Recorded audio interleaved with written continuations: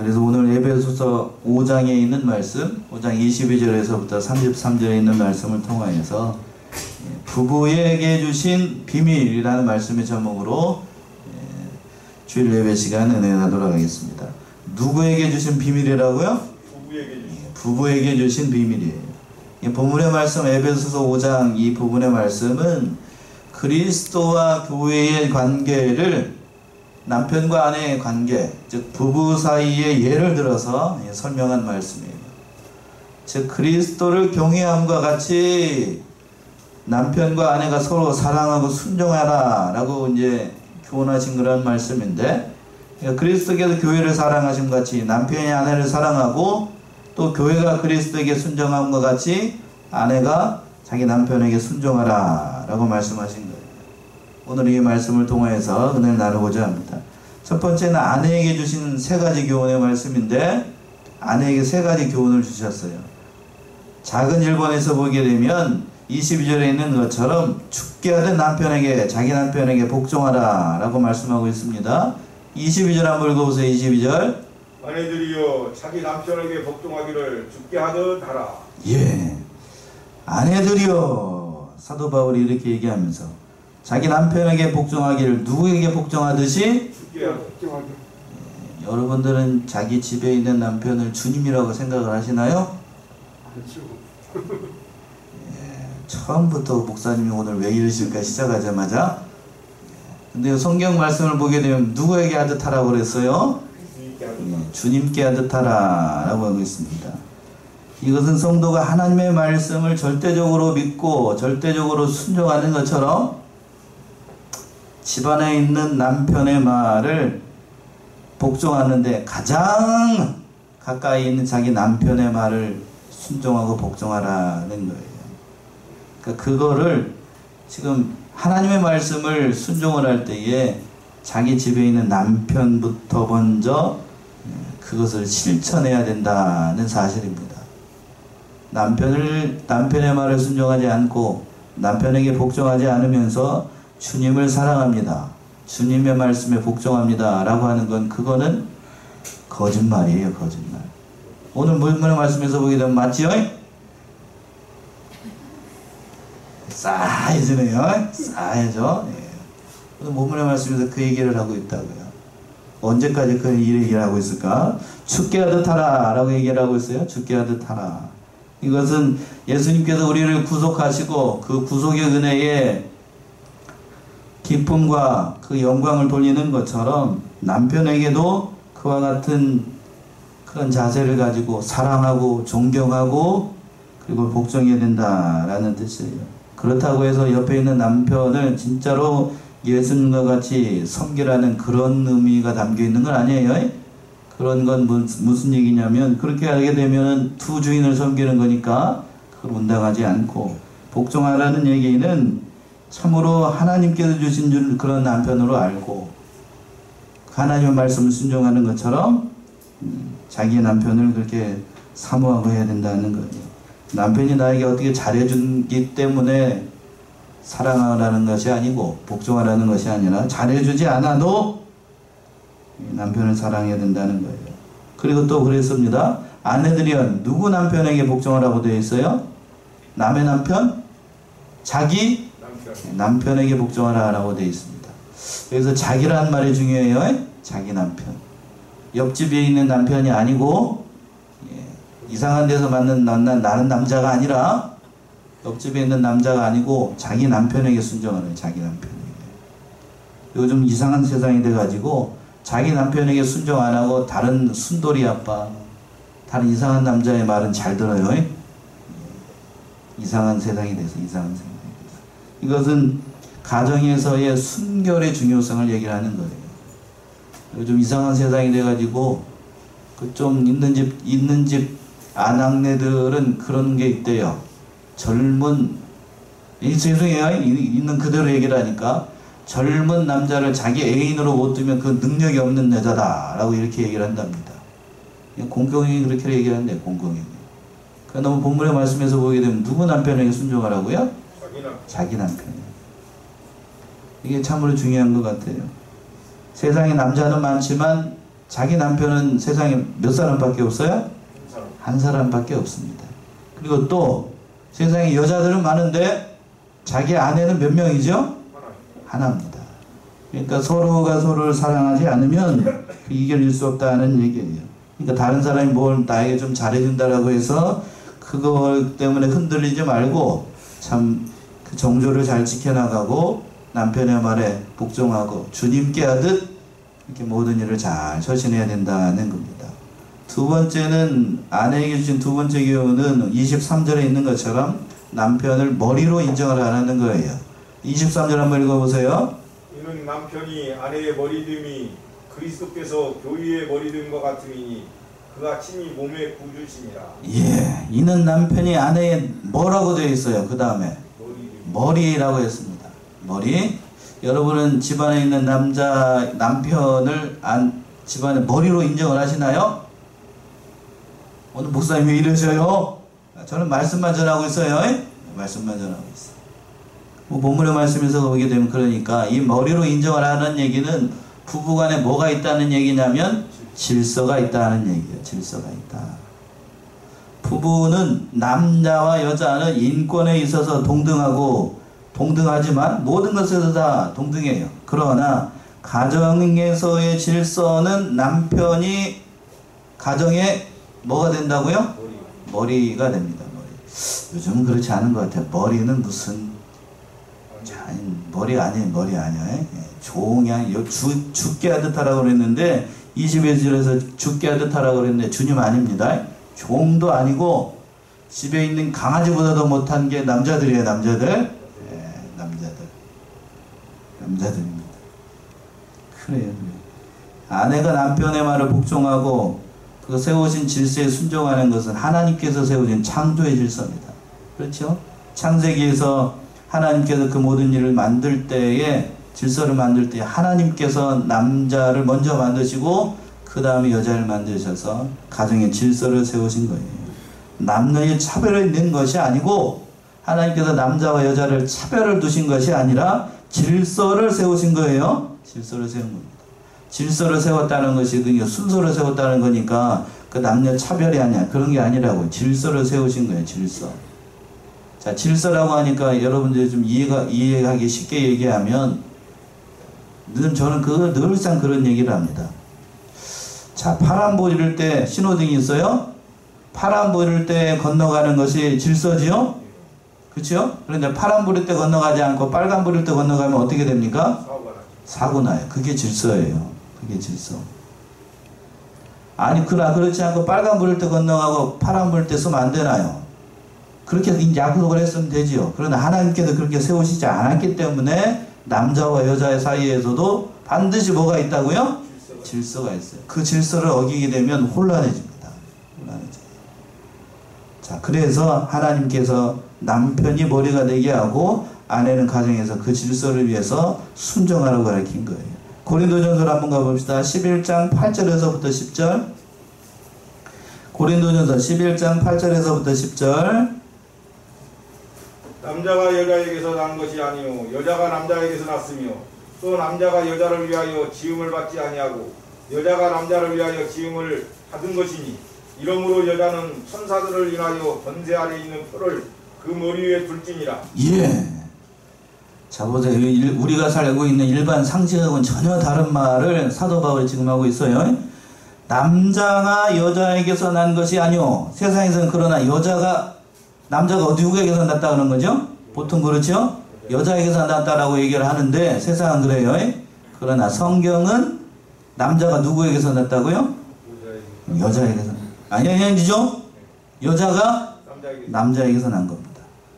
반대예요. 반대.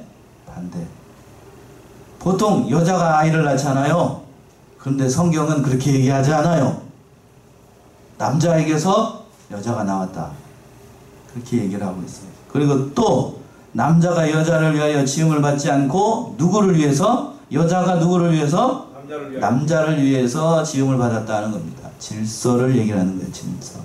그런데 요즘 이게 바뀌어가지고 여자를 위해서 누가 있는 거라고요? 남자가 있는 것이다 라고 해가지고 남자를 뭐처럼 부려먹어?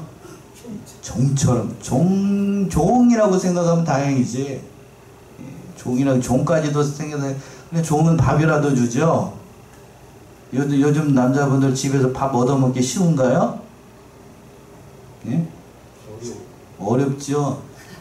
제일 환영받지 못하는 남자들이 제일 환영받지 못하는 때가 언제냐면 집에서 삼식이랍니다. 삼식이가 뭔지 아셔요? 삼시세끼 집에서 밥 먹는 남자를 여자들이 제일로 싫어한대. 제일 좋아하는 사람 뭘 것 같아요 그러면? 무식이. 집에서 밥 안 먹는 남자. 그래요? 이야, 이 성경대로 사시는 가정이네요. 그래요? 감사하게 생각하세요. 감사하게 생각하세요. 삼식이 환영받지 못하는데 그런 분이 있다라고 하는 건 우리 교회에 소망이 있는 거예요. 소망이 있는 거. 보통 그렇습니다. 남자가 여자를 위해 있는 것이 아니고 창조의 질서가 아내가 돕는 배필을 위해서 돕는 배필로 세우신 거예요. 그러니까 하나님께서 여자를 이렇게 못하게 만드셔가지고 이렇게 만들었는가 그런 의미가 아니지요. 이 돕는 배필이라는 것은 남자는 여자가 있어야 완성이 된다는 의미예요. 남자는 누가 있어야 된다고요? 여자가 있어야 완성이 돼요. 여자가 있어야. 그래서 돕는 배필입니다. 돕는 배필. 그러니까 남자 혼자서 완성되는 게 아니에요. 가정이라는 것도 마찬가지예요. 남자 혼자서 가정이 되지 않습니다. 누가 와야 가정이 되냐면 여자가 와야 가정이 돼요. 그게 하나님께서 세우신 질서예요. 그러니까 여자가 얼마나 귀한 존재인지 아시겠죠? 그러니까 그 일을 하기 위해서 하나님께서 여자를 만드신 거예요. 여자. 그리고 남자를 창세기에서 보게 되면 여자를 만드실 때 남자의 뭘로 만들었어요? 갈비뼈로 만들었습니다. 다른 뼈들도 많은데 왜 갈비뼈로 만들었을까? 갈비뼈는 연약해요. 그리고 또 중요한 사실이 뭔가 하면 뼈 중에서 가장 연약하지만 가장 중요한 뼈가 또 갈비뼈예요. 갈비뼈가 없으면 이 안에 있는 장기가 보호를 받을 수가 없어요. 그러니까 여자는 갈비뼈처럼 연약하지만 누구를 보호하는 거냐면 남자를 보호해요. 그게 누구라고요? 여자예요, 여자. 그러니까 얼마나 귀한 존재예요? 그러니까 우리 이 사실을 깨닫고 남편을 머리로서 인정을 하고 그 모든 것을 잘 순종해야 된다는 말씀이에요. 어제 말씀을 준비하다 보니까 그런 말이 있더군요. 남자는 힘으로 집을 만들 수는 있답니다. 그렇죠? 돈으로 살든지 뭐를 하든지 집을 만들 수는 있어요. 그러나 뭐는 세울 수 없냐면 가정은 세울 수 없어요. 맞는 말이죠? 누가 와야 가정이 세워지니까? 여자가 와야 가정이 세워져요. 정말 이 귀중한 말씀인 것 같아요. 그러니까 이 남편을 인정을 하고 또 남편 된 사람 아내를 귀하게 여길 줄 알아야 됩니다. 또 마지막으로 세 번째 보게 되면 아내에게 주신 교훈은 범사의 남편에게 복종하라 라고 말씀하고 있습니다. 24절이죠. 24절. 그러나 교회가 그리스도에게 하듯 아내들도 범사에 그 남편에게 복종할지니라. 예, 어떻게 남편에게 복종하라고 되어 있어요?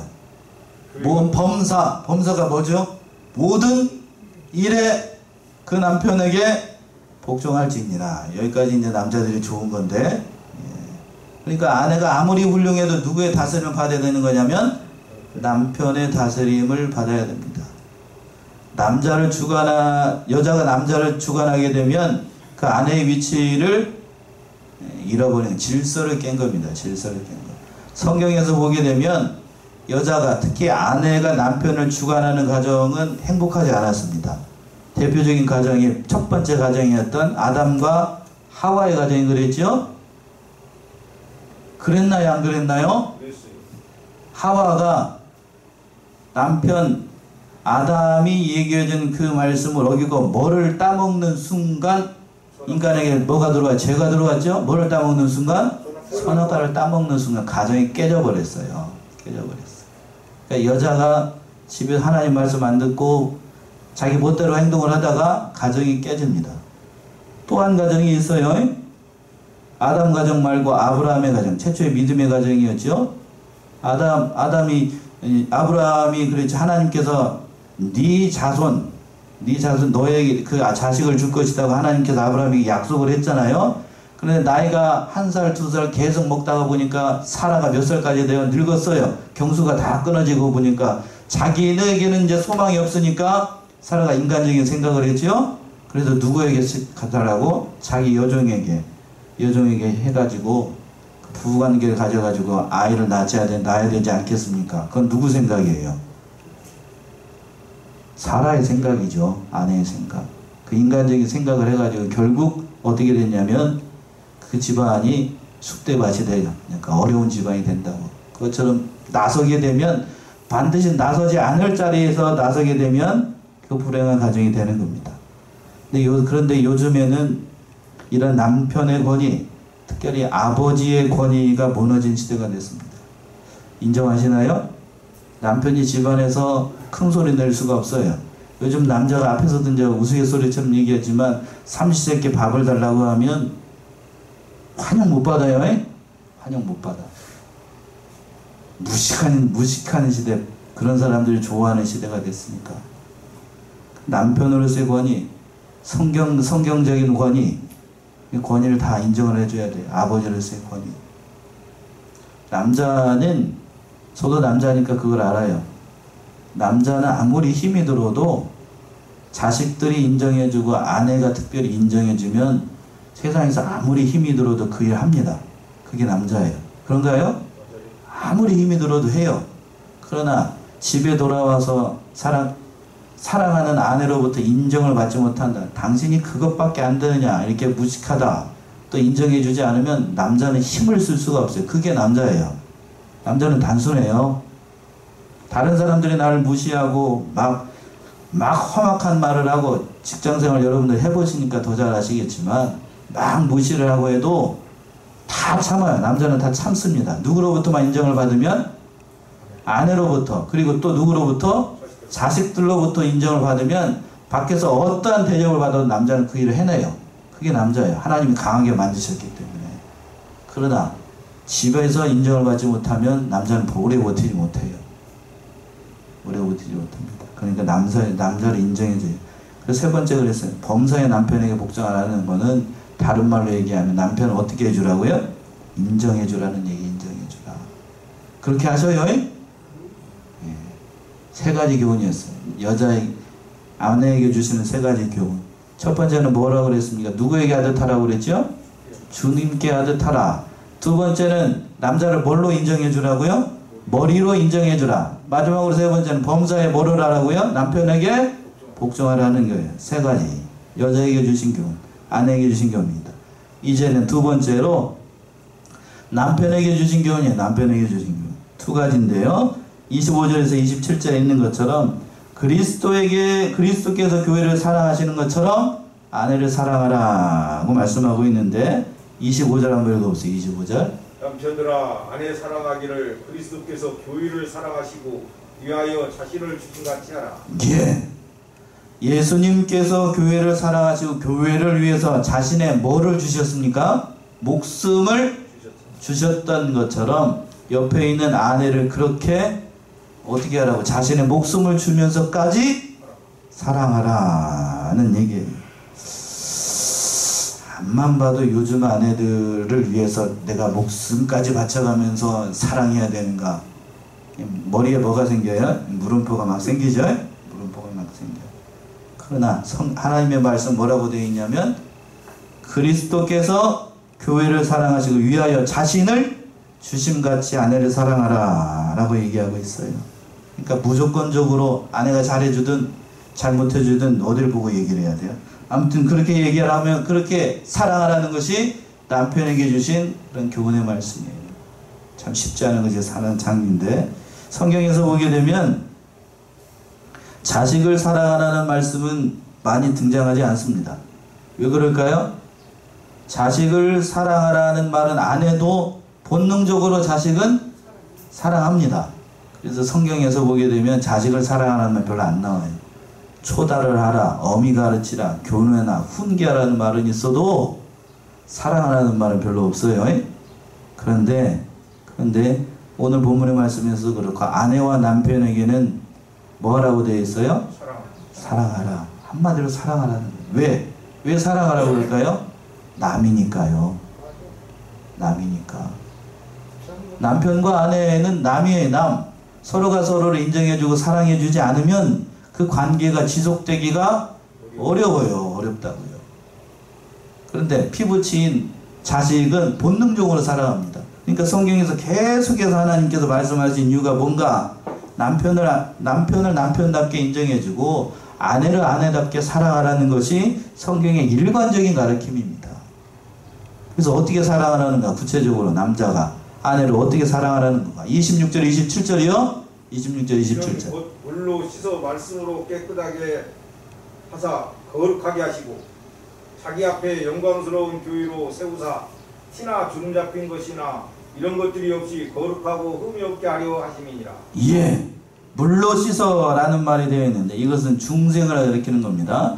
그러니까 예수님께서 우리의 죄를 다 씻어가지고 그 우리를 구원해 낸 것처럼 우리도 우리 남편 된 남자들도 아내를 뭐가 없는 것처럼 티나 주름 잡힌 것이나 이런 것들이 없이 거룩하고 흠이 없게 하도록 하기 위해서 하나님께서 남자를 세우신 거예요. 별로 마음에 안 드는 구절인 말씀인가요? 이 말씀대로 우리가 하도록 하기 위해서 하나님께서 아내를 주신 거고 그 아내를 이렇게 만들기 위해서 남자를 세우신 거예요. 남편을 주신 겁니다. 그러니까 남편에게 준 것 참으로 어렵고 힘든 일들이 많이 있어요. 요즘 같은 시대에. 그러나 이 말씀대로 우리가 아내 전자를 사랑해야 되겠어요. 도덕적으로 인격적인 면에서 참으로 좀 흠이 좀 있다라고 해서 요즘 같은 시대에 성격이 안 맞는다 해가지고 그냥 얼마 살아보지도 않고 그냥 헌신작 버리면서 발로 차버리고 새 놈 만나가지고 새 남편, 새 아내 만나가지고 살아본다 한들 그 남자와 그 아내도 좀 지나면 헌신짝이 돼야 안 돼요? 예? 자, 물건을 샀어요. 집에 저기 백화점 가가지고 새로운 신발을 새 신발을 샀다고 해도 좀 지나면 그 신발이 뭐가 되죠? 헌신이 됩니다. 사람도 마찬가지예요. 처음에 나에게 뭘 잘해줄 것 같고 뭐 할 것 같지만 좀 지나면 죄송하네요 이렇게 표현해서 그놈이고 여자한테는 그렇게 얘기하면 안 되지. 그 거시기가 돼요. 다 똑같아져요. 다 똑같아져요. 사람은 거기서. 별반 좋은 사람 없어요. 그러니까 부족한 것이 있다 할지라도 다 사랑하고 이렇게 얘기해야 돼요. 그래서 사도 베드로가 그렇게 얘기를 했습니다. 베드로전서 3장 7절 봅시다. 아내, 여자애를 정확하게 얘기했어요. 베드로전서 3장 7절 남편 전자들아 이와 같이 지식을 따라 너희 아내와 동거하고 저는 더 연약한 것이요 또 생명의 은혜를 유업으로 함께 받을 자로 알아 귀히 여기라. 이는 너희 기도가 막히지 아니하게 하려 함이라. 예, 베드로 사도가 정의를 참 잘했는데 남편 된 자들아 이와 같이 지식을 따라 아내와 동거하고 저는 더 무슨 그릇이라고요? 연약한 그릇이요. 여기서 지식이라는 것은 뭔 지식인가 하면 아내가 나보다 연약한 그릇이라는 것을 아는 지식을 얘기를 하는 거예요. 이 말씀처럼 여자는 남자보다 약합니다. 힘도 약하고 죄송해요. 이거는 성편견을 얘기하는 거예요. 신체적인 구조도 약하고 마음도 약하고 생각하는 것도 다 연약해요. 하나님께서 그렇게 만드셨어요. 그래서 여자를 어떤 사람은 그렇게 얘기했습니다. 깨지기 쉬운 뭐 같다고 그랬냐면 유리잔과 같다고 그랬어요. 유리잔. 유리잔을 컵으로 쓸 때에는 참 예쁘죠. 저기 여기도 유리잔인데 유리잔을 컵으로 쓸 때에는 안에 뭐가 들어있는지 보이고 참 깨끗하고 좋아요. 그러나 이것은 잘 다뤄야 돼요. 잘 다뤄야 돼. 잘못 다뤄가지고 바닥에다 딱 떨어뜨리게 되면 어떻게 돼요? 깨져버립니다. 깨져. 바로 여자가 그런 존재예요. 그러니까 귀하게 여기라고 되는 오늘 본문의 말씀에서도 베드로전서 3장 7절에서도 귀하게 여기라고 되어 있죠. 옆에 있는 아내를 그러니까 귀하게 여겨야 됩니다. 저도 이 말씀에 대해서 참 여러 가지로 마음에 찔리는 바가 있는데 귀하게 여겨야 돼. 아내가 얼마나 귀한 존재인지. 그 아내가 있기 때문에 가정이 이루어진다는 사실을 깨닫고 그 모든 것을 다 귀하게 여겨야 됩니다. 두 번째 있는 것은 28절 이하에서 보게 되면 아내를 사랑하되 자기 몸과 같이 사랑하라 라고 되어 있어요. 28절 읽어보세요. 28절. 이와 같이 남편들도 자기 아내 사랑하기를 제 몸같이 할지니 자기 아내를 사랑하는 자는 자기를 사랑하는 것이라. 예, 자기 몸과 같이 아내를 사랑하라 라고 되어 있습니다. 손가락 하나가 보세요. 손가락 하나가 다쳤어요. 엄지손가락 하나가 다치면 온몸이 다 아픕니다.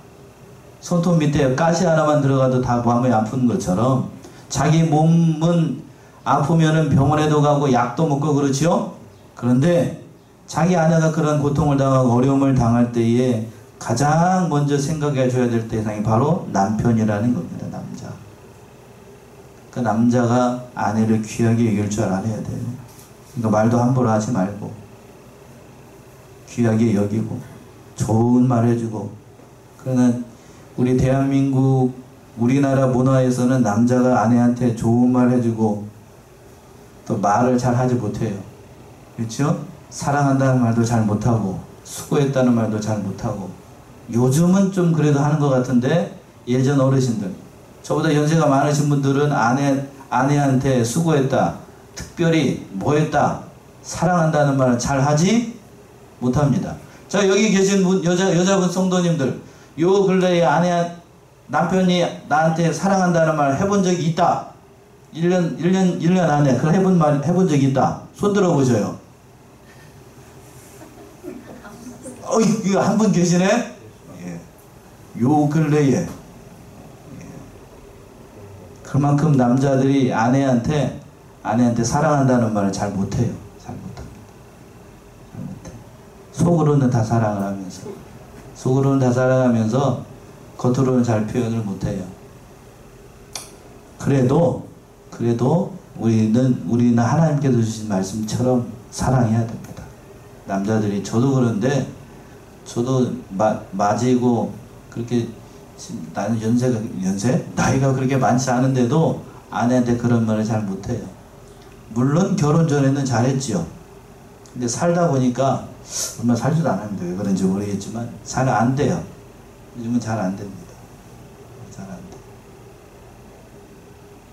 그래도 마음이 늘 변함없이 사랑하는 것이 참 중요해요. 어느 집사님 얘기가 갑자기 생각이 나는데, 아내 된 집사님이 남편들과 늘 불만인 것이 뭐였냐면, 왜 수고한다, 사랑한다는 말 왜 잘 안 해주는가 그랬더니 목사님이 신방을 왔거든요. 그래서 그 얘기를 하니까 남편이 옆에서 듣더니 침묵이 사랑입니다 라고 얘기를 했대요.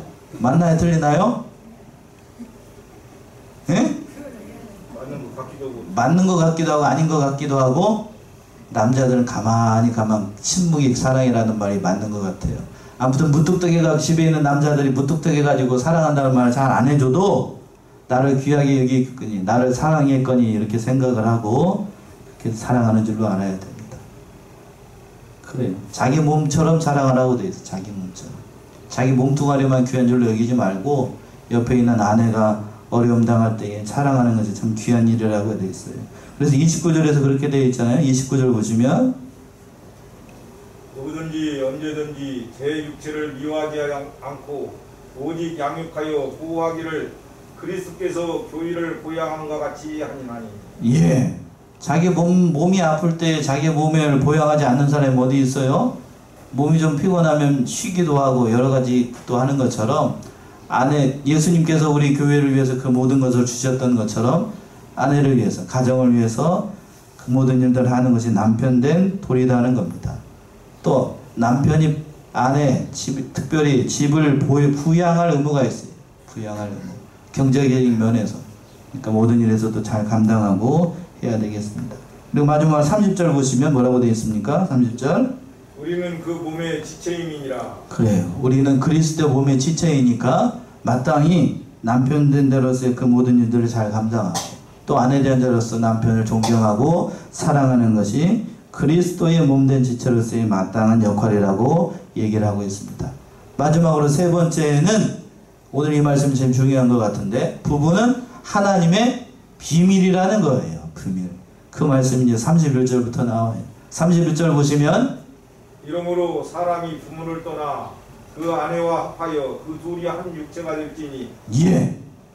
부부는 하나님의 비밀이라는 건데 여기에도 세 가지 교훈이 있어요. 첫 번째는 부부는 둘이 아니라 몇 몸이라고요? 한 몸이 되는 비밀이라는 거예요. 둘인데 둘이 아니고 하나가 된다는 얘기입니다. 이게 비밀이에요. 비밀. 결혼하게 되면 부부가 각각 부모를 떠나서 그 둘이 하나의 육체가 되는 거예요. 그러므로 부부는 다른 몸이 아니라 한 몸, 일신이라는 얘기입니다. 일신. 그러니까 이상적인 부부는 마음도 하나가 돼야 되고 육체가 하나 된 것처럼 마음도 하나가 돼야 되고 영적인 일을 함에 있어서도 하나가 되어야 된다는 얘기입니다. 그러니까 부부는 이 세상에서 가장 행복한 가정을 이루는 것, 이 세상에서만 하나가 되는 것이 아니고 거기에 목적이 있는 것이 아니라 영적으로 일치가 돼가지고 교회를 이루어나가고 그 비밀을 깨닫는 것이 부부에게 주신 비밀이라고 하는 거예요. 저 보세요. 하나님께서 천국을 보여주시기 전에 부부 관계를 통해서 뭐를 보여주시냐면 천국을 보여주시는 거예요. 천국을. 목사님 뭔 소린가요? 부부 관계를 통해서 뭔 천국을 보여주나요? 천국을 보여주죠. 단 어떠할 때 천국이 되냐면 서로가 서로를 뭐 할 때요? 사랑할 때. 사랑할 때. 사랑하면 서로가 서로를 사랑하게 되면 결혼주에 서로 사랑하게 되면 그 사랑의 열매로 뭐가 나오죠? 자식이 나오죠. 자식이. 사랑하게 되면 자식이 나와요. 그러나 사랑하지 않으면 아무런 열매가 없습니다. 그게 부부에게 주신 비밀이라고요. 비밀. 그러니까 사랑해야 된다는 얘기입니다. 두 번째는 32절에 있는 것처럼 모든 성도는 그리스도의 신부가 되는 비밀입니다. 32절이요. 32절. 이 비밀이 크도다. 내가 그리스도와 교회에 대하여 말하노라. 그래요. 이 비밀이 큰 거예요. 부부가 한 몸이 되어서 생명을 나타내는 그 모든 천국을 이뤄나가는 것이 비밀인 것처럼 이 부부를 통해서 또 그리스도와 연합되는 부부의 비밀을 깨닫게 되니까 그리스도와 한 몸이 되는 그런 비밀을 바로 이 그리스도와 교회가 한 몸이 되는 비밀을 바로 누구를 통하여서 부부를 통하여서 깨닫게 되는 겁니다. 그러니까 부부 생활하는 거 참으로 중요한 거예요. 육체적인 관계만 중요한 것이 아니라 모든 면에서 사랑으로 섬기는 것이 참으로 중요하다고 하는 거예요. 그래서 사도 바울은 이 일을 깨달았기 때문에 열심히 그리스도에게 중매를 한다라고 얘기하고 있습니다. 한번 찾아볼까요? 고린도후서 11장 2절. 고린도후서 11장 2절. 그리스도에게 중매한다라고 표현하고 있어요. 고린도후서 11장 2절이요.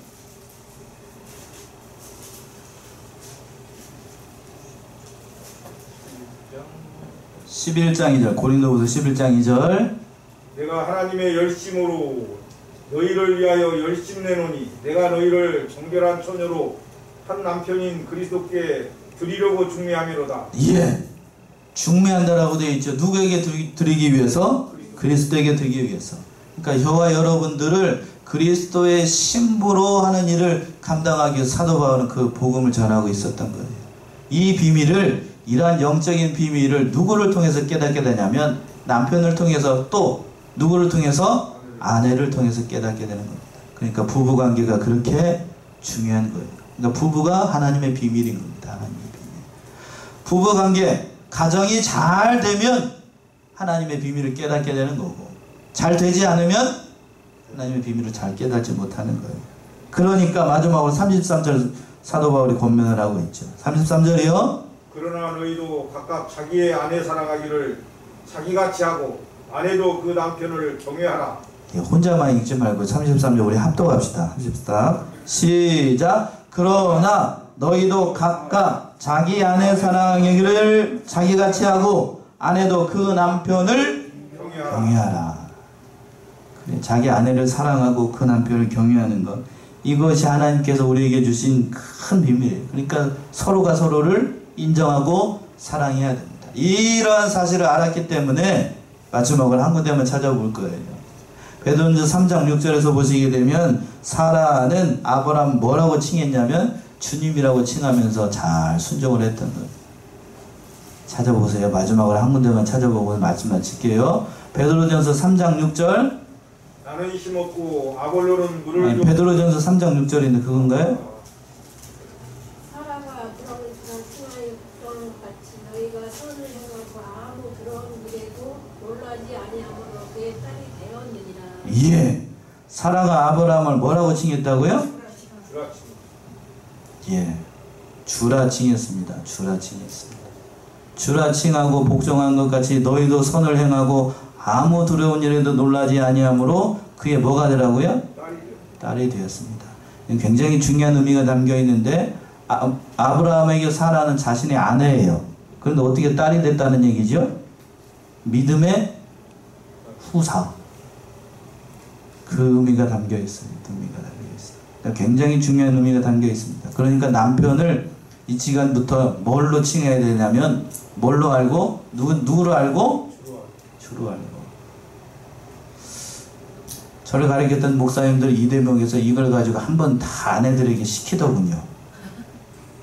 옆에 있는 남편들에게 다 같이 우리 주님이라고 한번 불러봅시다 라고 했습니다. 그랬더니 분위기가 싸해지면서 했을 것 같아요? 안 했을 것 같아요? 목사님 보는 자리에서는 했는데 점심시간 되니까 목사님한테 아우성이 그냥 얼마나 쏟아지는지 알 수가 없었어요. 저희도 한번 해볼까요? 주님은 무슨 종도 아니고 그냥 종도 아니죠. 종이라고 해도 상관이 없지만 아무튼 그렇게 생각할 수가 있어요. 그러나 오늘 본문의 말씀에서 보게 되면 남편과 아내, 부부에게 주신 비밀이 참으로 큰 거예요. 그러니까 오늘 말씀 여러 가지 말씀을 드렸지만 가장 중요한 관계를 바로 부부를 통해서 하나님께서 말씀하신 겁니다. 남편은 아내를 누구같이 사랑하고 자기 몸같이 사랑하고, 아내는 남편을 누구처럼 여기고 누구요? 빨리 끝냅시다. 누구처럼 여기고 주님처럼 여기고 사랑하고 존경해야 됩니다. 그것이 하나님께서 부부에게 주신 비밀이라는 것을 깨닫고 이런 큰 비밀을 잘 행함으로 가정을 이루어 나가시고 또 모든 천국을 이루어 나가시는 저와 여러분들이 다 되시기 바랍니다.